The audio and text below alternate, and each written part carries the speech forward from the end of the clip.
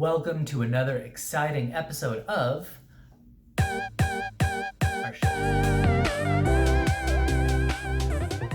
Today we're going to cover some basic concepts that our viewers need to understand in order to get the most out of the content that we produce. Let's get started. Okay, basic concept number 1, syllable stress. Most people understand how to count syllables in a word. Basketball, 3 syllables.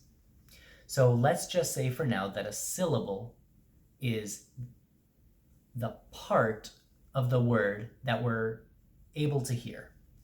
So when we want to split up a word, we split it up into parts or syllables. So let's just call syllables parts of words. Now in English, we talk about syllable stress. In Spanish, we talk about the accent. Which syllable has the accent? El acento, no? Mm-hmm. Okay. Yeah. So same concept. And in English, any syllable can have stress. So it can be at the front, in the middle, or at the end of a word. So in helicopter, the first syllable gets the most pronunciation or the most full stress.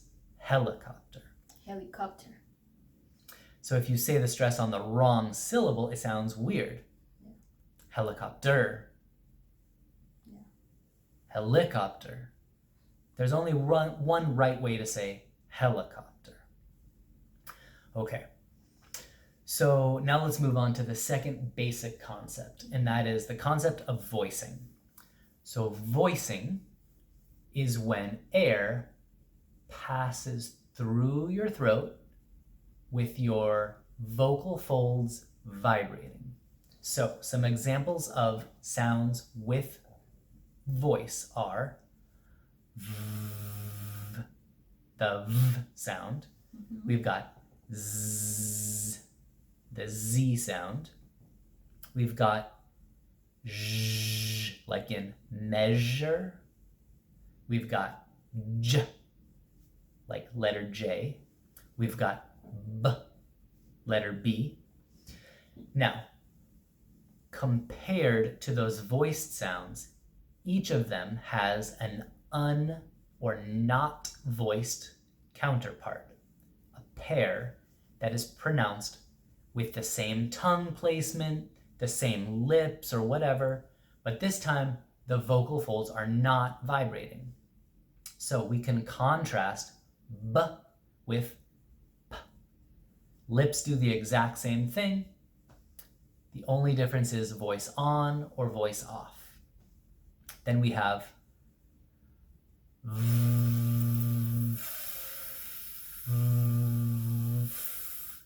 voice on, voice off, differentiates between F and V. So that's voicing. So is t voiced or not voiced? Not voiced. T is not voiced. Good job.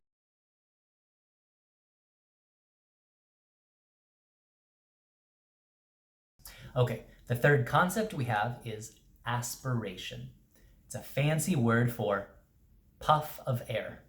So in English, we can make certain consonant sounds by producing a puff of air at the end, like cat.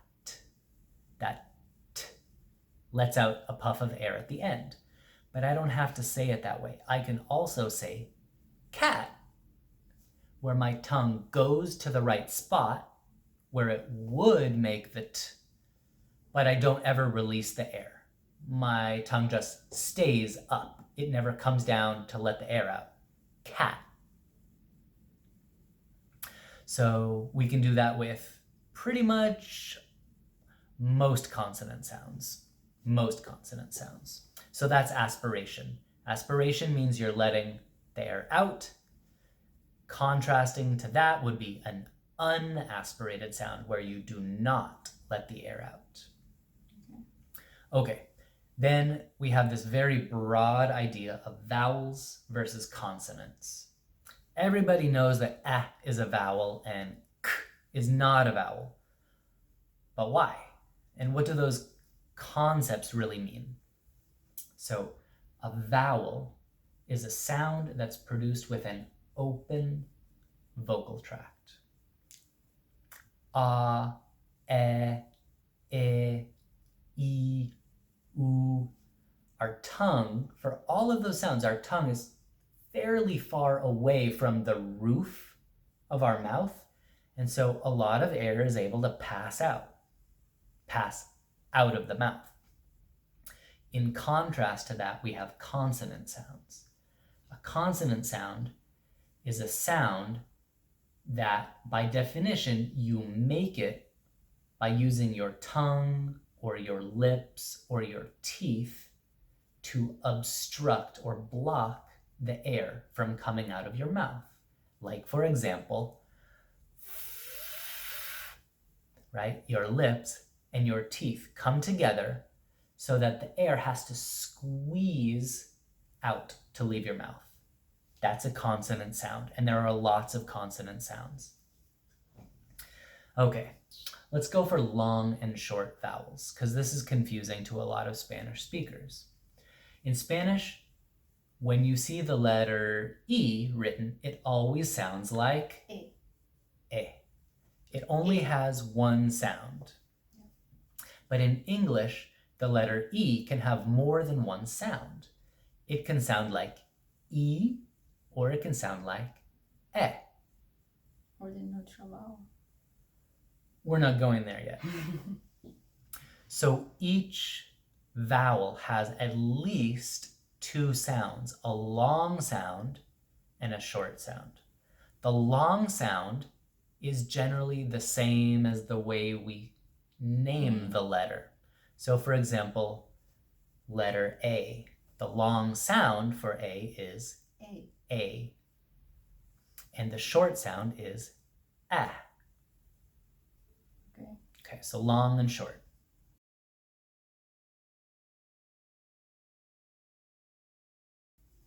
And then the last concept we'll introduce today is front versus back sounds. And what I mean by that is, so there are some consonants that it's hard to tell what my tongue is doing in my mouth when I say them, but some of them are produced with the front of the tongue touching, like L, for example. L. That's a front sound. And then there are some sounds where the back of my tongue is doing most or all of the work, like k, k. The front of my tongue can stay down completely, and the back of my tongue will go k, k, and it touches the roof of my mouth. So a back sound is like k or g, or the ng sound at the end of a verb, like running, ng, ng. The back of my tongue is moving. Okay, and then we've got some front sounds like p or b or t or d or s or z. All of those are produced with either the front of the tongue or the lips. Okay. If you understand those 6 concepts, if those make sense to you, then you're going to get a lot more from the content. It's going to be easier. It's going to be easier. So, thank you. You're welcome. We hope you enjoyed today's lesson. If you want to see more, if you enjoy our content, we'd appreciate it if you click the like button. You can even subscribe to our channel if you're really crazy. If you really love us, you can even click the bell notification so that you get notified of everything we put out. And believe me,